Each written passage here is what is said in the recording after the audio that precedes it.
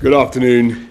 Today I'm joined by Sir Simon Stevens, Chief Executive of NHS England, and Brigadier Phil Prosser, who is Commander of Military Support to the vaccine delivery programme across our United Kingdom. Because I know there's now one question at the very top of your minds, and that is how fast and how effectively we can get these millions of new vaccines into the arms of the most vulnerable and those who need them most.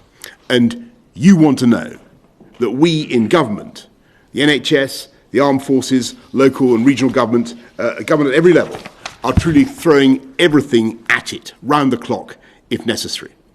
And I believe that with the country once again in lockdown and all the difficulties that means for you, for your family, for students, for education, for your businesses, and of course with the tragic number of deaths that we're seeing and that we've seen today, you have a right to understand exactly how we're cracking this problem and how the national vaccine effort is progressing. And you rightly want to know how we're going to reach the target that I set out earlier this week of offering a slot for vaccination by 15th of February for everyone in those key groups identified by the Joint Committee on Vaccination and Immunisation. That's over 12 million people in England and 15 million in the UK, including older care home residents and staff, everyone 70 or over, all frontline NHS and care staff, and all those who are clinically extremely vulnerable. And just to remind you of the importance of these groups for fighting the disease, they account for 88% of all those who have sadly lost their lives. And so our tactics are first to use the immense natural capacity of the NHS. And by the end of the week, there will be over 1,000 GP-led sites providing vaccines, 223 hospital sites, 7 giant vaccination centres, and a first wave of 200 community pharmacies. If all goes well, these together should have the capacity to deliver hundreds of thousands of vaccines per day by January the 15th, and it is our plan that everyone should have a vaccination available within a radius of 10 miles. And it follows from that the limits will not be on our distributional power, but on the supply of vaccines. And I have no doubt that we have enough supply to vaccinate these 4 groups by the February the 15th deadline, and we also have the distributional network to do it, and to continue an expanding programme down that priority list. Yes, let's be clear, this is a national challenge on a scale like nothing we've seen before, and it will require an unprecedented national effort. And of course, there will be difficulties, appointments will be changed, but as Brigadier Prosser will shortly explain, the Army is working hand in glove with the NHS and local councils to set up our vaccine network and using battle preparation techniques to help us keep up the pace. We'll publish our full vaccine deployment plan on Monday, along with daily updates on the progress we're making. We've now vaccinated 1.26 million people in England, 113,000 in Scotland, 49,000 in Wales, and 46,000 in Northern Ireland. So altogether, nearly 1.5 million people across the UK have now received their first dose, and within 2 to 3 weeks, all of them will have a very considerable degree of immunity. And it's thanks to the arrival of the Oxford AstraZeneca vaccine, which can be stored at room temperature, that we can accelerate the pace of vaccination in care homes. We're using that vaccine in care homes for the first time today, and by the end of the month, we hope to have offered every elderly care home resident a vaccine.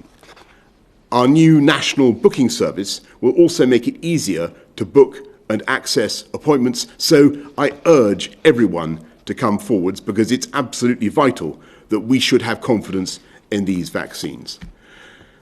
I want to thank everyone involved in this extraordinary national effort, all the GPs, nurses, pharmacists, all the staff behind the scenes, our armed forces, local councils, our scientists, who've not only developed the Oxford AstraZeneca vaccine, the first ever life-saving treatment of COVID in the form of dexamethasone, but also, I'm pleased to tell you today, British scientific research has now contributed to the creation of more new life-saving treatments that have just passed rigorous clinical trials. In particular, tocilizumab, tocilizumab and sarilumab, and they'll shortly be on everybody's lips, which have been found to reduce the risk of death for critically ill patients by almost a quarter. And they've cut time spent in intensive care by as much as 10 days. And these life-saving drugs will be available through the NHS with immediate effect, potentially saving thousands of lives. And finally, again, I want to thank you, the British public, for coming forward to be vaccinated in the numbers that you have, still greater than all the countries of Europe put together. And yes, of course, we are in a race against time, but I can assure you that we are doing everything we can to vaccinate as many people as possible across our whole United Kingdom. And in the meantime, please stay at home, protect the NHS and save lives. And I'll now hand over to Sir Simon Stevens. Thank you very much. And maybe I can start by thanking my colleagues across the health service who are at the moment confronting an incredibly serious situation. We've got 50% more coronavirus inpatients in our hospitals now than we had at the peak of the April 1st wave. And that is true in every region in the country now, more COVID inpatients than back in April. And that number is accelerating very, very rapidly. We've seen an increase of 10,000 hospitalised coronavirus patients just since Christmas Day. That's the equivalent of filling 20 acute hospitals with extra coronavirus patients. And of course, many of those will be patients who caught the infection between Christmas and New Year, given the delay between catching infection and becoming seriously ill. And that is, of course, all happening at what is traditionally the busiest time of year for hospitals and the wider NHS. And so whereas in April, for every one coronavirus inpatient, we were looking after 2 other hospitalised patients for other conditions, now for every one coronavirus inpatient, we're looking after 3 other patients for other conditions. So the pressures are real and they are growing. And that is why, as the Prime Minister says, I think the message from nurses, from paramedics, from intensive care staff, from GPs, from pharmacists, from everybody in the NHS is that it is vital that we do all take the steps necessary to control the growth of infection. And so there is nobody more motivated to deliver a vaccination programme speedily than the staff of the health service, because they are living day by day with the consequences, the tragic consequences for patients and for families and for colleagues of not having coronavirus under control. And so the Prime Minister has set this very challenging but hugely important goal that we're able to offer the COVID vaccine to everybody aged 70 and above, as well as patients who are clinically extremely vulnerable and the health and care staff who look after them by the 15th of February. And as he says, if that offer is accepted, and we very much hope that when people are invited for vaccination, they will come forward to take up the offer, then that has the potential to prevent the majority of the deaths that we have seen, the vast majority of the deaths that we have seen looking back over the last year. I think it's fair to say that we have made a strong start on the coronavirus vaccination programme in this country. As the Prime Minister says, 4 times more people vaccinated here than in Germany, 300 times more than in France. But there is no complacency because, frankly, we need a huge acceleration if we are, over the next 5 weeks, going to vaccinate more people than we typically vaccinate over 5 months during a winter flu programme. We've got 39 days to do it, and so the plan for the next 39 days has these 3 essential components. First of all, expanding the supply of vaccines that we can administer. Secondly, more places doing the jabbing. And thirdly, the NHS expanding the number of people and the partnerships who are helping us get the job done. So on vaccine supply, as you know, on the 8th of December, we were able to provide the first COVID vaccination approved by an independent regulator here in this country to Margaret Keenan in Coventry.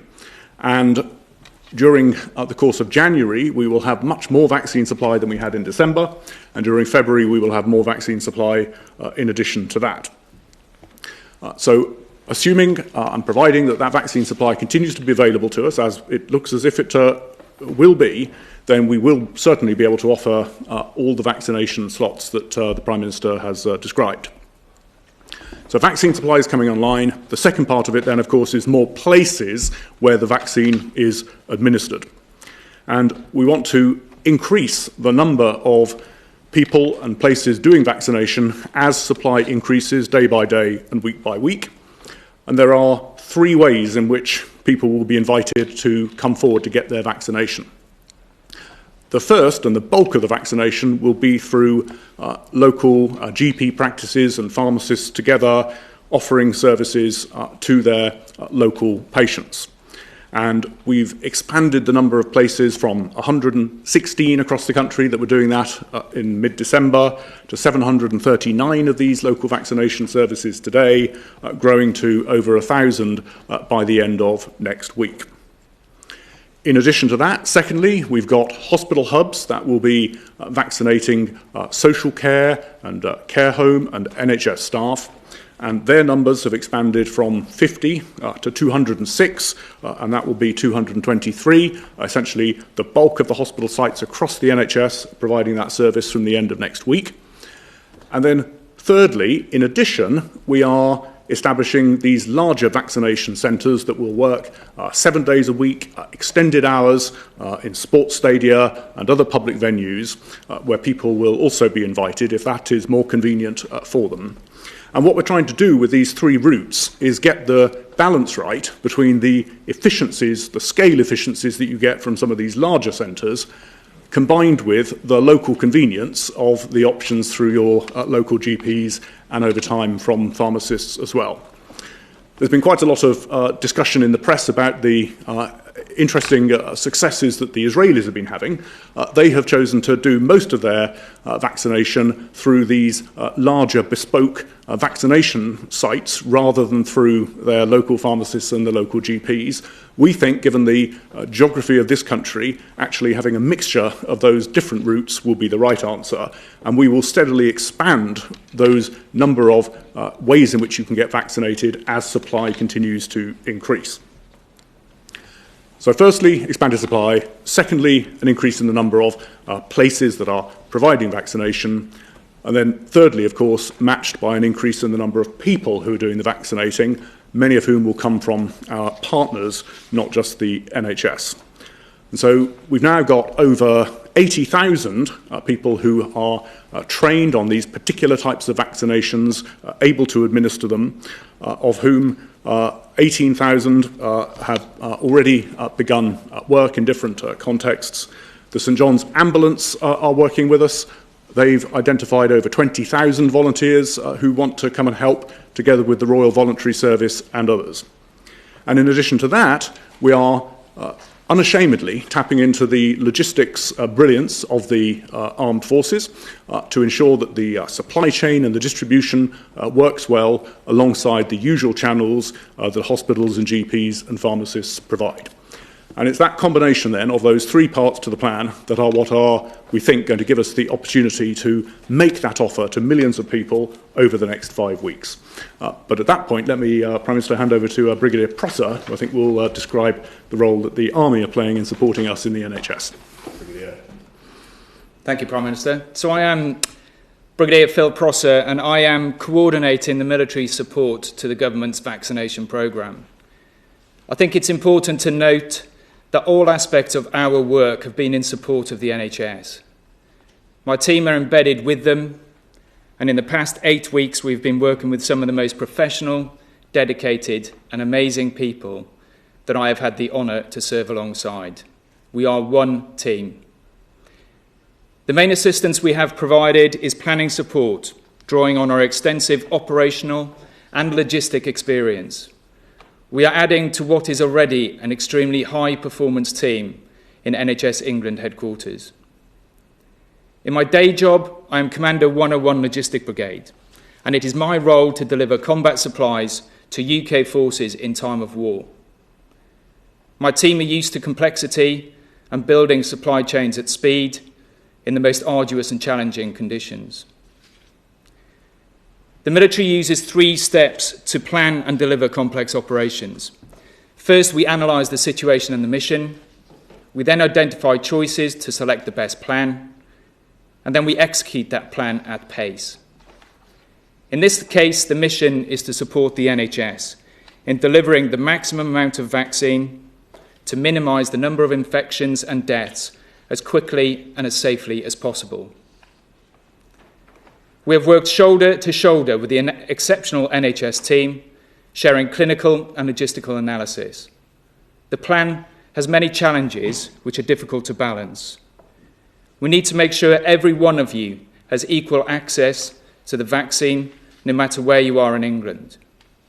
We need to be mobile enough to access those clinically vulnerable in care homes. The plan is reliant on Pfizer storage down to minus 75 degrees, and it must be flexible enough to allow us to adapt to changes as the situation evolves. So the plan needs to be agile. We aim to deliver vaccine as soon after it is supplied as possible, not leaving vast quantities in the warehouse. It needs to be in arms, not on shelves.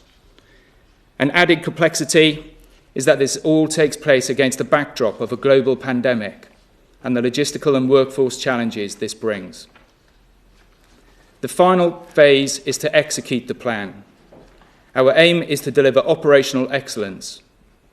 Working with the NHS, we use techniques tried and tested on previous operations in the UK and abroad to deliver command and control to the activity on the ground, ensuring performance targets are met and resources are allocated to where they are needed most. A vaccination programme of this scale has not been done before, and we are learning as we go. In the event it is required, we also have 21 vaccination quick reaction force teams made up of 6 military healthcare experts able to deploy anywhere in England at short notice. I have found this logistic operation to be unparalleled in its scale and complexity, and I say this having served on operations around the world. To give you some impression of the work that has been done, in the 30 days this programme has been in operation, we have delivered 1.26 million doses of vaccine, hundreds of millions of consumable items, and established 769 sites. That's the equivalent to setting up a major supermarket chain in less than a month. And next week we will further increase our footprint by another 20%. I've been immensely proud to see how everyone in this programme has stepped up to deliver professional excellence when the country has needed it most. At every level, the NHS and my team have faced numerous challenges with an heroic will to succeed. It is truly a one-team approach. I'm a proud member of the Armed Forces, an organisation drawn from all communities across the UK and the Commonwealth. My team and I are honoured to be able to serve those communities and to protect our nation at home. I feel immensely proud of our collective national effort in supporting the NHS, and I truly believe we will defeat this pandemic together. Thank you. Thank you very much, Brigadier, and thank you very much, Simon. Let's go to Judith from Leeds. How can early years provision be safe if primary schools are deemed to be a vector for the spread of the virus? Is this not defeating the purpose of this lockdown? Well, thanks very much, Judith. I might ask Simon to comment on this as well, but the whole point is, of course, that we believe that schools are safe and indeed all places of education are safe, Judith, including early years provision. It's just that we have to look at the overall budget of of risk, the overall spread that schools can be involved in. But there are other very, very important reasons for wanting to keep early years provision going to help key workers, to help vital services continue during the pandemic. And I hope you appreciate the distinction. Simon, anything you want to add to that? Well, no, obviously, we defer to the advice of the Chief Medical Officer and SAGE on these points. But as you say, Prime Minister, a lot of the staff of the health service do rely on having available childcare, and so doing everything we can to, while keep schools and early years education safe, nevertheless enable people to continue to come to work as a critical care nurse or as a junior doctor. That is hugely important to the NHS's effort as well. Thanks a lot. Let's go to Stephen from Sheffield. University students have been encouraged to not return to rented term time addresses and have not received anywhere near the same quality of service that they would have received if it were not for the pandemic. Can the government outline then the ways that it intends to support university students over the coming weeks? Thanks very much, Stephen. And this was a question that I've been asked repeatedly in the course of the last few days. And I think that we need to look very hard at the deal that students are getting, Stephen, and we need to see if what more we can do, frankly, to support students and to help them in what has been a very, very difficult time. And of course, at the moment they're not able to go back to their universities except for very, very few key practical courses. And I know how frustrating that is, and I know the financial frustrations that entails. And I can tell you, Stephen, that we're looking at that now, and you'll be hearing more about that from the Education Secretary. Let's go to Alex Forsyth of the BBC. Many thanks. Before coming on to COVID, I'd just like to ask about the events in the US. Prime Minister, was Donald Trump responsible for inciting the crowds that stormed the Capitol? And on COVID, you've set some pretty ambitious targets for your vaccination programme. How confident are you that this time you can deliver on your promises? And how close now is the race between the vaccine and the virus? Well, thanks very much, Alex. Look, on the United States, I just want to, and the election, I want to say that all my life, America has stood for some very important things, an idea of freedom and an idea of democracy. And as you suggest, insofar as he encouraged people to storm the Capitol, and insofar as the president consistently has cast doubt on the outcome of a free and fair election, I believe that was completely wrong. I think what President Trump has been saying about that has been completely wrong, and I unreservedly condemn encouraging people to behave in the disgraceful way that they did in the Capitol. And all I can say is I'm very pleased that the President-elect has now been duly confirmed in office, and that democracy has prevailed. And on your second question, Alex, about where we are, well, we're going to go at it flat out. As I have said, we will do everything we possibly can to achieve this. And the purpose of this press conference today is just to give you a chance and to give the public a chance to see a little bit more of the working, a little bit more of the detail. But that's just the beginning. You'll be hearing more on Monday from Matt Hancock about the exact plan and how we are going to get to that target by the 15th of February. Those first four groups of the Joint Committee of Vaccination and Immunisation, and I think it was very important to stress what Sir Simon said, that you can make a huge difference if you reach all those groups, but we do depend on people coming forward. And I really do urge people, when you get notification, when you get a message from the NHS, from your doctor saying that you're eligible for a vaccine, please take it. Can we go to Emily Morgan of ITV? Thank you, Prime Minister. I wonder if you can tell us in the clearest possible terms why it is that GPs aren't getting regular supplies of the vaccine and why they don't know when their next delivery is going to be. Well, I will hand over to Simon to try to go into what the GPs may or may not be getting today. But to the best of my knowledge, we are rolling out supplies of both vaccines to GP surgeries, and as I said earlier just now, by the end of next week there will be roughly 1,000 GP primary care network vaccine distribution services.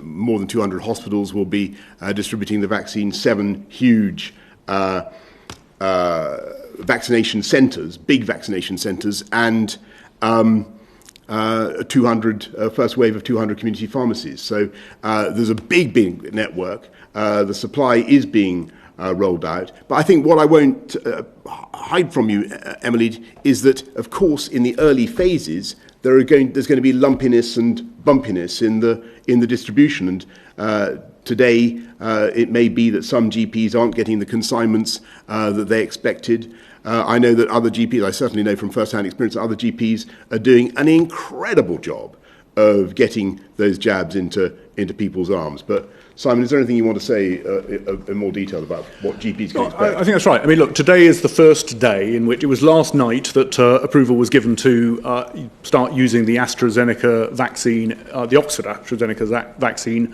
in GP local vaccination services. And so that vaccine is being distributed today, tomorrow, the weekend to practices to get going. Look, there will be bumps along the road. This is a programme that each day will be delivering to more than 1,000 different locations, with hundreds of thousands of people getting jabbed by the time we've got that expanded supply available each day. So there will be, and you will hear in the media from those people who, where there's an issue has arrisen, perfectly fair enough. What you won't hear from, of course, are the other 98% of practices or locations where it's all working smoothly. So I think we just got to have a sort of a sense of gathering around to get this thing done as a big team effort rather than a sort of a poking and a prodding. And that's the spirit I know that the whole of the NHS is mobilising around. Thanks very much, Simon. Thanks, Emily. Victoria MacDonald, Channel 4. Thank you, Prime Minister. Many of the patients in hospital right now with COVID will have been infected before Christmas. Do you now regret not locking down earlier? And can I also ask, there is a lot of concern amongst NHS staff about the people out there who do not believe this is happening, that this is all fake news and that hospitals are empty. What message do you have for them? Well, Victoria, on the speed of the government's reaction, don't forget that I think we were told about the new variant and the way it was taking off on the 18th, and we went into the Tier 4 measures across a vast bulk of the country pretty much within the next 24 hours. And on the kind of people who stand outside hospitals and say COVID is a hoax and this kind of stuff, really, I do think they need to grow up. I think you heard eloquently now from the head of NHS England, the pressure the NHS is under, and we've all got to do our bit responsibly to protect it. And for a lot of us, that means making sure, the vast majority of the country, that means making sure we stay at home and protect the NHS. For people who are getting invited to get a vaccine, go and get the jab. I would just add to that, let's just be completely straightforward about it. When people say that, it is a lie. If you sneak into a hospital in an empty corridor at 9 o'clock at night and film that particular corridor and then stick it up on social media and say, this proves the hospitals are empty, the whole thing is a hoax, you are not only responsible for potentially changing behaviour that will kill people, but it is an insult to the nurse coming home from 12 hours in critical care, having worked her guts out under the most demanding and trying of circumstances. There is nothing more demoralising than having that kind of nonsense spouted when it is most obviously untrue. And so actually looking at some of the reports that Channel 4 and, dare I say it, BBC, Fergus Walsh had a brilliant report last night from University College Hospitals. The same has been true for ITV, Sky. You are reporting what is actually going on. That is what people need to concentrate on. Thanks very much. Chris Smith of The Times. Thank you. Sir Simon, firstly, just to pick up on those rather sobering numbers you presented earlier on, and also on leaked data showing that hospitals in London and in the Midlands elsewhere are on course to exceed general and critical care capacity in the next couple of weeks. Are you confident that patients for COVID and for other conditions are going to be able to receive the normal standard of care over the next month? And on vaccination, I want to pick up on the distinction being drawn in the government's vaccination pledge between offering vaccination to the 4 priority groups and actually vaccinating them. So Simon, do you have any estimates of uptake so far? And Prime Minister, can you make the additional commitment not just to offer the vaccine, but even if it means moving on to younger age group, to have actually vaccinated more than 13 million people by February the 15th? Okay. Well, shall I start? Go on, yes. Shall I take those in reverse then, Chris? So on the first point, obviously vaccination is voluntary, so we can't require, and it wouldn't be right to require that all of those eligible in this first phase take up the offer. But I think the evidence from this year's flu vaccination programme is that uptake is likely to be high. Over 80% of people aged 65 and over have taken up the flu jab this year. That's up by 10 percentage points on last year. And as I think I've previously discussed, having flu and COVID at the same time significantly increases your risk of death. So I think people have heard that message and we're finding a very good response when people are invited to come forward that they will do so. We're not just going to let that sort of find its own level. We're also going to make sure that we are paying particular attention over the next 4 or 5 weeks to those groups who we definitely want to see come forward where there's been some targeted misinformation, including some of the minority ethnic communities across the country who are being really disgracefully targeted with nonsense about vaccination. And then if vaccine supply is such that after everybody who's come forward and wants to come forward has done so, we've still got vaccine available, then obviously we will be coming back to government and asking government and the chief medical officers for their permission to use that in other ways. We want to make sure that the vaccine supply we've got gets into people's arms. On your first point, look, I mean, the situation in London, as well as across parts of the southeast and increasingly the rest of the country, given this new variant, is very serious.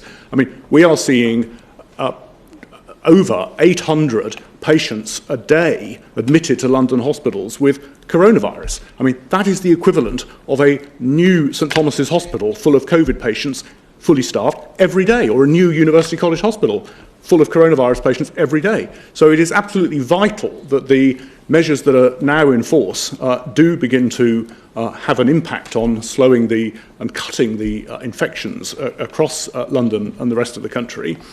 In the meantime, what hospitals are doing, as you probably know, Chris, is they are expanding their critical care into other parts of the hospital, so-called surge capacity. So we've got over 1,300 of these surge critical care beds open across the country.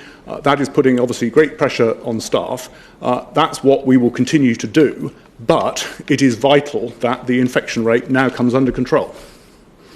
And Chris, you ask whether we can do more than 13 million and whether we can or more than 15 million, or whether we can exceed the target, I think is what you said. And I want to stress this is a very challenging, stretching target, as I think that Simon said right at the beginning. But I think it's vital for us in government to set ourselves the most difficult possible targets that we think we can conceivably achieve, because I know that's what you and the public will want us to be doing right now. This is everybody's in lockdown. As everybody can see, the NHS is under extreme pressure already. We have to get this done as fast and as efficiently as possible. And I do believe that it is attainable. I do believe that those numbers are doable. But clearly it will be a big stretch. It will be a huge national effort. And we want to, and to be frank, we want our working and our efforts to be scrutinised and to be visible in order to give the maximum possible confidence. And that's the purpose of what I'm saying today and what we'll be saying from Monday in the coming days. Let's go to Will James of Reuters. Thank you. A question for Sir Simon first. People who had their first shot of the Pfizer vaccine, they're getting worried because they had their appointments cancelled that they're not going to get their second shot. Can you guarantee that they will get that vaccine in their arm in time, the second dose? And to the Prime Minister, you sit at the top of a pyramid of experts, scientists, analysts, advisors. You see all the information and all the forecasts, and you make your policy decisions based on that. The people don't see that information, but they want to be able to judge how bad things are going to get, and they want to be able to judge your performance, your government's performance against that target. So based on the decisions that you've made, what is your expectation of the overall toll of this virus come the spring? Okay, well, on the first question, well, the answer is a very straightforward one, which is yes, people will get their second jabs, whether that's Pfizer or AstraZeneca. As you know, the health service has been asked, following the medical advice from the independent regulator, the Joint Committee on Vaccinations and Immunisations, and the chief medical officers, to put the optimal gap between having your first dose and your second dose, so within 12 weeks, because the data from the Pfizer jab shows that after 12 days, you've got perhaps 90% plus of the benefit anyway. And as a result, it means that we're able to offer vaccination to many more people, twice as many people, with that Pfizer dosing over the next several weeks. And so, just to make it personal, and I haven't actually asked my mum whether she minds me saying this, but my parents are both in their 80s, neither of whom have yet been offered the jab. As a consequence of doing this, both my mum and my dad will be able to get a first dose, whereas had we not done this, it would just have been one or the other. And on your question about the overall toll, well, I can't give you that number. What I can say is it will be tragically far too high.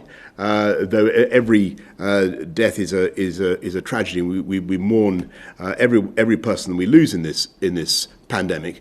But the number will depend, of course, on how successful we are in rolling out the vaccine program. Clearly, that will be one important thing for the arguments that you've heard, because of the arguments you've heard this afternoon. But also, perhaps even more importantly, it will depend on our continued ability to work together to stop transmission.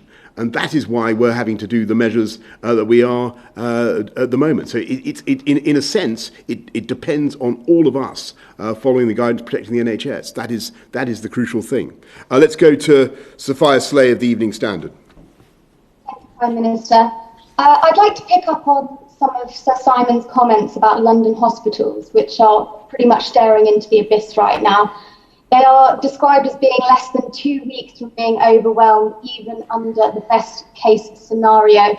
Why wasn't more done to stop us ending up here? And what are you doing right now to help the capital's hospitals?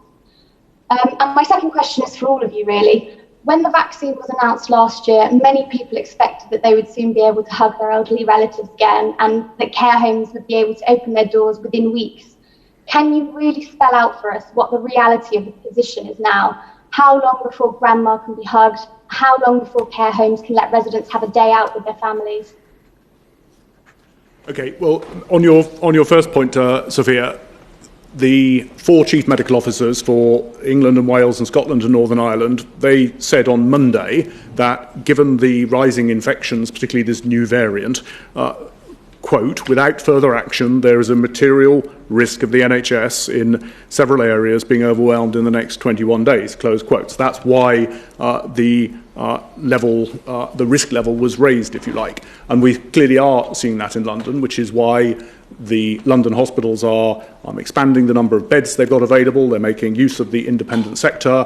The London NHS intends to open the London Nightingale next week, which also, by the way, will be being used as one of our large vaccination centres so that Londoners have the option of being vaccinated there. So I think there's no doubt that hospitals and indeed GPs, the London Ambulance Service, the entirety of the health service in London is mobilising to do everything it possibly can. But the infections, the rate of growth in admissions, that is what collectively the country's got to get under control. Sophia, just on the way ahead, I really want to repeat what I've been saying over the last couple of days, because there are lots of conditionals for the February 15th deadline. If the vaccine programme goes ahead at the speed that we've all been talking about this afternoon, if there are no new variants that we uncover that mean we have to change our plans again, if the vaccine remains efficacious, and we've got no reasons to think that the vaccines are not efficacious at the moment, then I really do think that by February the 15th, there will be the chance, I hope very much there will be the chance to look at some relaxations of restrictions. And as I've said, schools will certainly be the priority that we want to address. And to repeat, I do think that things will be, as the Chris Whitty and others have said, I do think things will be much better by the spring. By April, things will be very different. But all that depends on the rollout of the vaccine programme, which we've discussed, and you'll be hearing a lot more about, but above all, on our continued willingness to come together, protect the NHS, stay at home, and save lives. Thank you all very much.